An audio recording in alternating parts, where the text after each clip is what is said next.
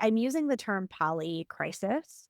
I say that because we in the sector talk about crisis moments or crisis fundraising. And those are this sort of episodic and pretty narrow ways of thinking about crisis. What I think the sector in the United States is experiencing is many different crisis points on many different levels that has really shaken the foundation of charitable giving, of civil society in both troubling ways and also ways that create opportunity if we're willing to imagine that. Hi, friends! Ever wondered how you could turn your big ideas into results? Together, let's reimagine a better sector, tackle systemic issues, and yes, raise some serious cash. Welcome back to The Small Nonprofit, the podcast where your passion meets action. Hello, everyone. Welcome back to another episode of the Small Nonprofit Podcast. I'm your host, Maria Rio. And if you're new here, I'm an expert fundraiser with over a decade of fundraising experience. And my mission is to make sure that EDs get the help and support that they need to do their work because it's very, very critical. To do that today, I am here joined by Rachel. And today we're going to talk about how to stay sane and take care of yourself when it's such a hard time and how to keep your nonprofit moving, right? So Rachel is a pro at all these things, and I'm really excited to introduce you to her if you don't already know her. Hi, Rachel. Hello, Maria. Thank you for having me today. I'm so happy you're here. Yes. Okay, Rachel, for people who don't already know you, can you please introduce yourself? Yeah, sure. So Rachel D'Souza, I use she, her pronouns. I am of South Asian descent. Today I am wearing a white and gray striped button down shirt. I have my hair in a cute ponytail with like a little bump situation happening. I am the founder and principal of Gladiator Consulting, which is a consultancy that I founded 10 years ago after the birth of my daughter. I also have the honor of being a part of the community centric fundraising global council and that movement. When I am not in my work life, I love cooking, I love pressed pennies, and I watch too much Grey's Anatomy. That tells you about my like old millennial life. Geriatric millennial for sure. Present. Exactly. Millennial. I love that. Okay, so I want to kind of dive right in because I'm in Canada, as the audience knows. I live in Toronto, Ontario. Where are you based out of? I'm based in St. Louis, Missouri. So right in the middle of this mess. And, in Canada, we've already seen some funders kind of being more wary of where they put their money. They don't want to get sued, all that stuff, because they see stuff happening in the States. But overall, it's been more calm, I would say, than what's happening in the States. Sure. I would love your take on how things are evolving, on how they're impacting nonprofits, and then how they're probably impacting racialized people like yourself there. Yeah. Let's start with the acknowledgement that the systems in the United States weren't necessarily set up or created to actually serve all constituents equitably. So I want to say that knowing things were flawed from the start.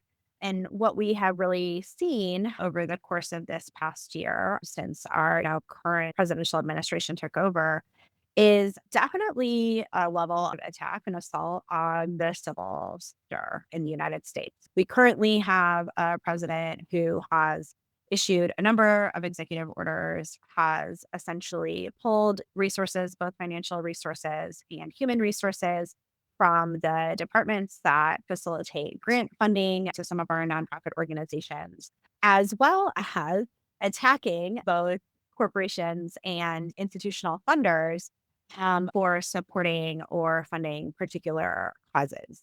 I'm using the term polycrisis.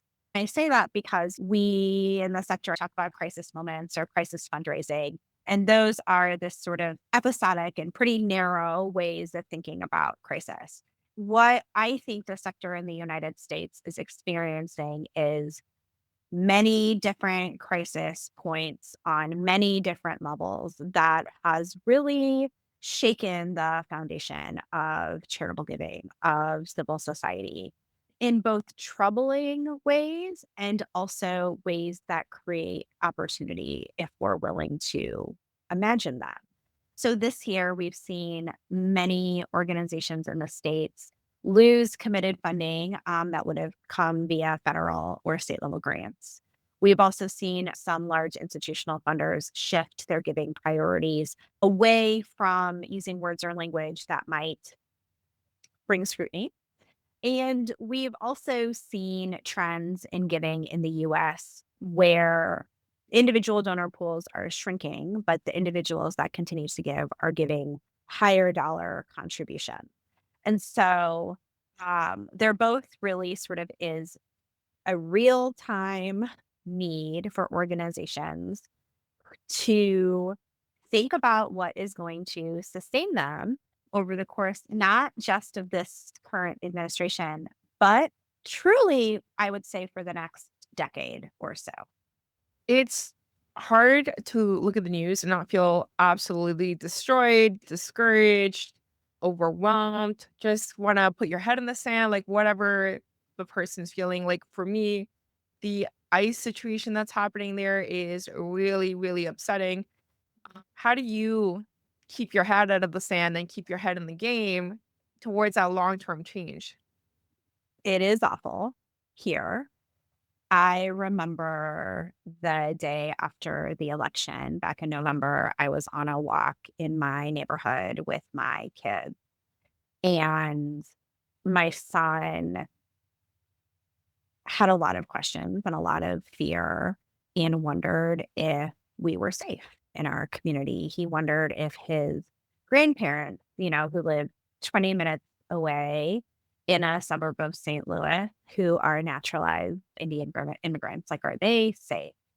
And the answer is complex. Do I think that in some ways, day to day, as individuals in our communities, that we have like little bubbles of safety? I do. When I look at what's happening across the country in red states and blue states, in tightly knit communities, I think there's a lot of fear. I think there's a lot of reason to be terrified. We continue to seem to be sliding out of democracy and really into an authoritarian place. And that means that people are not equal. That means that people with certain identities or certain resources might have more access. And for a lot of people that live in the US that have marginalized identities, they're like, oh, yeah, it's Wednesday in the United States. But I do think that because of the flagrant nature of what's happening, there are a lot of people who may never have seen themselves in harm's way that all of a sudden are realizing, oh, I am the frog in the boiling pot, and the water is getting turned up and turned up and turned up. At what point do we all collectively sort of jump? It's scary. I mean, we have clients who in January lost their funding and were like, we don't know how to persist. One of those organizations has closed their doors already. Another organization that we work with is in the process of reorganizing because their funders were nervous to continue funding a reproductive justice organization and saying, we're going to close wasn't enough for those funders to be like, giving you resources. I have people who I love and friends in my community who will text saying they don't want to get out of bed today because things feel hard. And I hate that people continue to sort of like hyper normalize this. Like, we are not living in normal times. I don't care like what your identities or experiences are. Like, we are not well as a community, we are not well as a culture, we are not well as a country. And that is having tangible impacts on the way people parent and work and play and love. And we have to be vulnerable enough to talk about how sort of scary this is and what we are, sort of doing to take care of ourselves.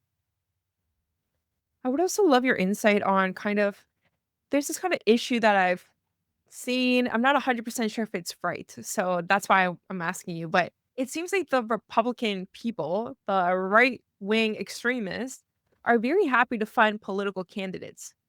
But the left, they don't want to fund political candidates or they want to fund nonprofits instead, which they can then defund whenever they want. So I'd love your thoughts on that. Is that accurate or is that kind of a misunderstanding from over here in Canada? Um, I don't think it's a misunderstanding. I think it's part of the equation. So, what I would offer is that I kind of, in some ways, I think about it as a matter of tribalism, like the concept of tribalism. And so, in the US, you have a conservative movement, Republican Party, evangelical, like religious group of folks who are different groups of humans, but generally sort of have these shared values.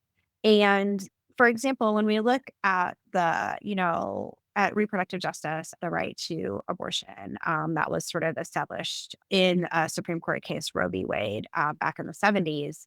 um, you had people then decide this is going to be an issue that we are going to organize around for decades. And this group of people have sort of continued to work in lockstep with each other, accepting flawed members of those movements, sometimes even uplifting flawed members of the movement with the purpose of advancing a particular cause. And as we saw a few years ago, Roe v. Wade was overturned as sort of the law of the land in the United States. And the right to, that type of reproductive justice access and abortion was pushed back down to the states. And so then you sort of have blue states making some decisions and red states making some decisions. But what we have found here in Missouri, which on an electoral map shows up as red, but when you look at the way that our constituents vote on policy and ballot initiatives, we're purple. Our voters overturned the ban on abortion. We approved a $15 minimum wage. We legalized marijuana. We approved paid sick leave. So we may be red from an electoral perspective, but the voters of the state have a much different sort of interest in maintaining and advancing those social opportunities. When I think about the left, I think that we have issue with purity politics. I think that we seek to have the best candidates who always use the right words and are in a relationship with the right movements and are like connected to the right organizations. And if you make a mistake, you are canceled, you are kicked out, you are thrown to the curb. And I think that is probably our like biggest problem, our biggest Achilles heel, that like we are generally unwilling to keep our tent big enough for all of the folks that care about the same thing. And so, whereas you can have some pretty obvious and awful scandals and crises on the conservative side of things, when those things happen here, like we don't take care of our people. We don't stay in relationship. We push them to the margins. We kick them out. And I think that that lack of organization and that lack of being in relationship through tension, through conflict, has harmed us. I think in addition to that, and again, this is sort of my personal opinion, I think that while our Democratic Party in some ways have said that they are on the side of working folks, that they're on the side of equity, that they are seeking to build opportunity for everyone.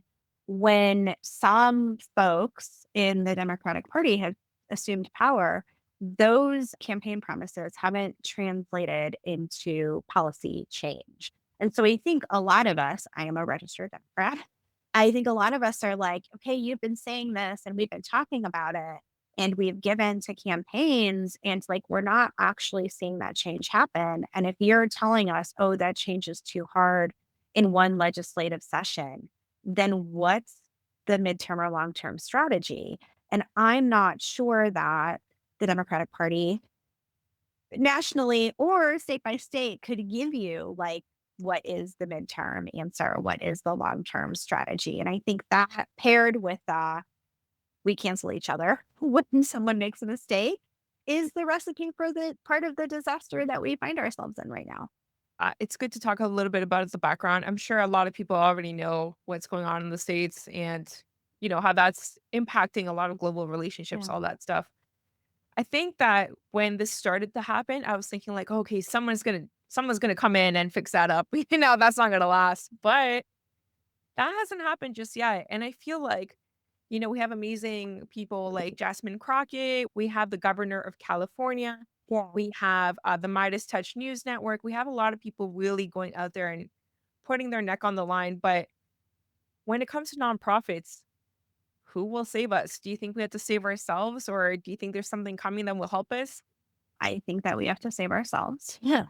I don't think that anybody is coming to save us. I think that leaders, staff, board, volunteers, donors, we are going to have to shake off the scarcity. We're going to have to shake off the silos that we put ourselves in. And we have to decide that we are not going to be able to fix the system we're in. We need to build something new. And that is a big task and requires a lot of us to do. And the alternative is that some of us aren't going to exist if we aren't willing to be curious about what change is possible for our organizations. I've been thinking about what saving ourselves as a sector could look like. And I come to the thought of like maybe more collaboration with the nonprofits. Mhm. Like, yes, you can cut staff and replace them with AI, whatever. But you can also work together in a way that like your HR person is a shared expense, for Mhm. example. So Mhm. they represent three different organizations. But I'd love to hear how like nonprofit leaders can start thinking of like how do we not only support our own mental health as leaders, but also try to move as many organizations past the storm as possible. Yeah. Okay. Let's talk about organizations first, and then we'll maybe talk about people. So, first, I want to say I think you wrote a brilliant piece for community centric fundraising earlier this year about self funding and the idea that we might not be able to rely on philanthropy as we once did or generosity as we once did. And if that's true and the work we do still matters, how do we show up for ourselves? And I think you were talking about some fee for service work in there and some other sort of self sustaining things.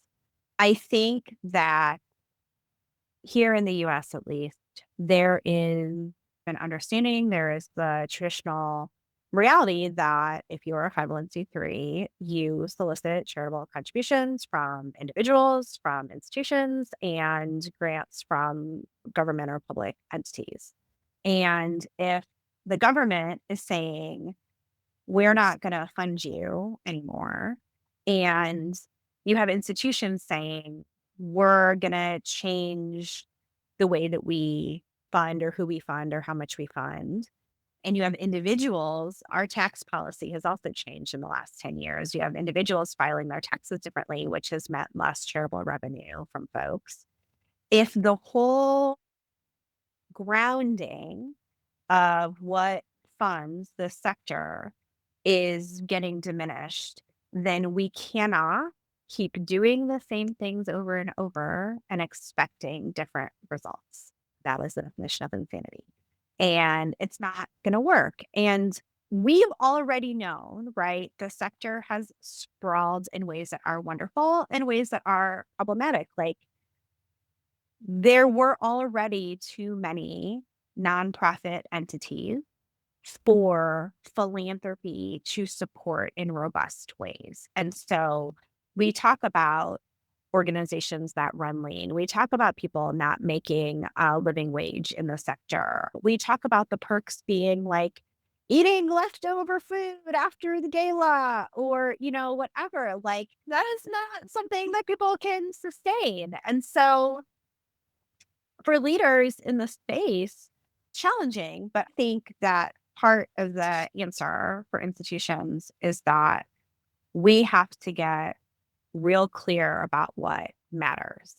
And if the cause and the community matter, then we may have to change the means. So maybe it means that we have to do some right sizing of our organization, that we have to do an ecosystem analysis or a comparative analysis and understand is what we're doing duplicative?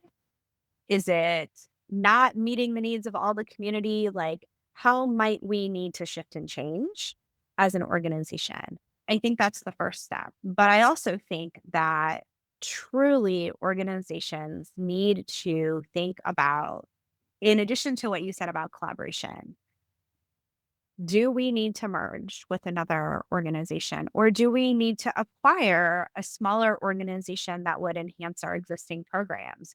And honestly, like, do we need to sunset? And if we do sunset, what does it look like for us to provide strategy and plan for our teams, for the work we've done, things like that? Those things are scary, but existing isn't gonna cut it anymore, and this idea that we can exist and do harm reduction work, it's not gonna cut it anymore, and we have to be brave enough. We have to put our ego aside. We have to put the, like, "I'm the only organization that can do the thing" aside, and have really tough conversations with our board and with our staff and with the people we serve if how we are doing it is the best way to do it in these very uncertain and polarized times. And that might mean that you choose to close.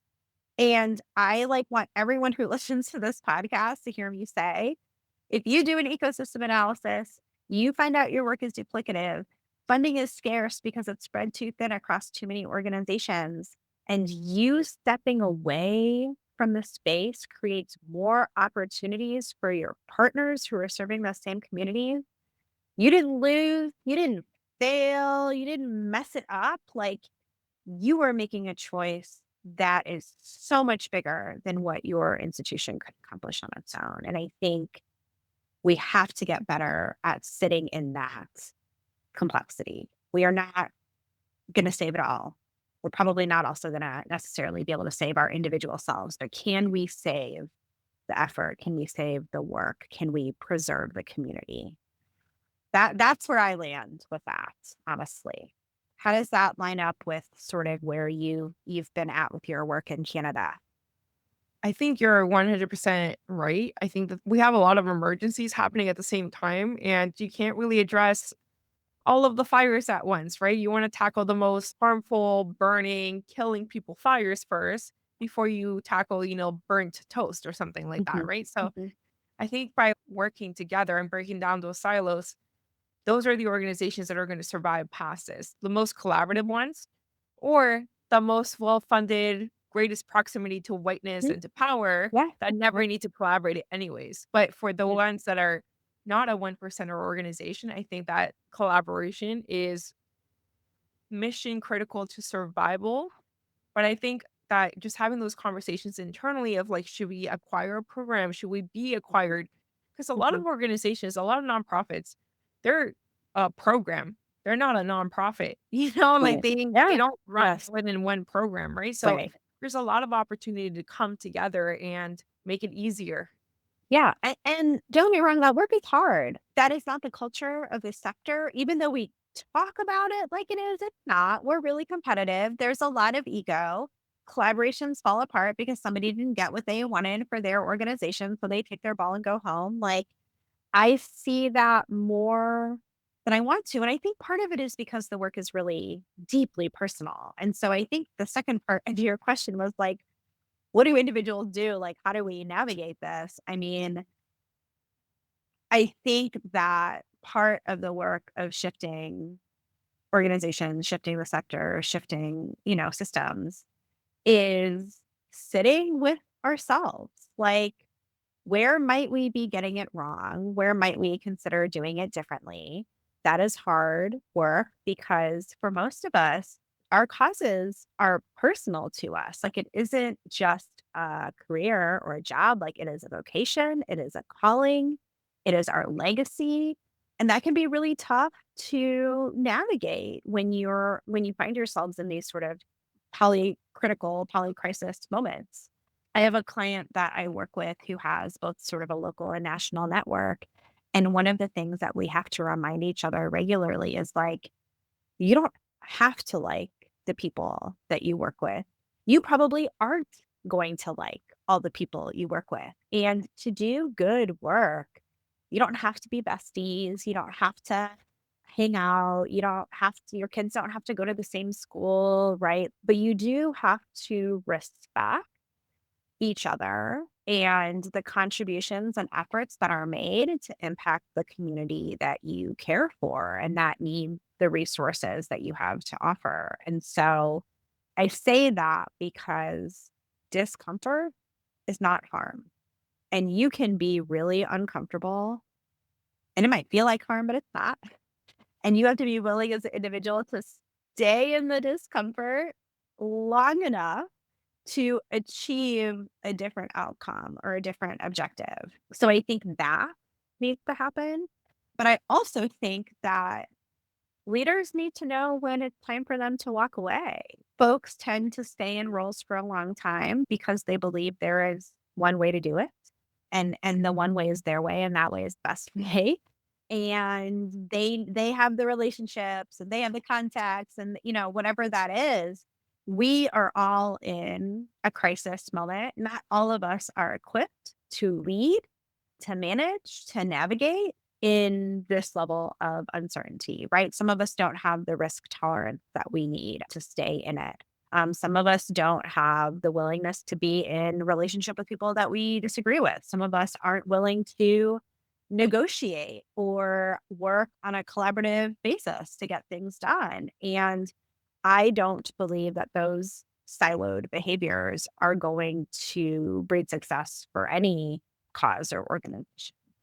I do want to go back to something that you mentioned earlier. You talked about the importance of imagining and imagining something new and like building something new, which CCF, community centric fundraising, was born out of imagining, right? Yeah.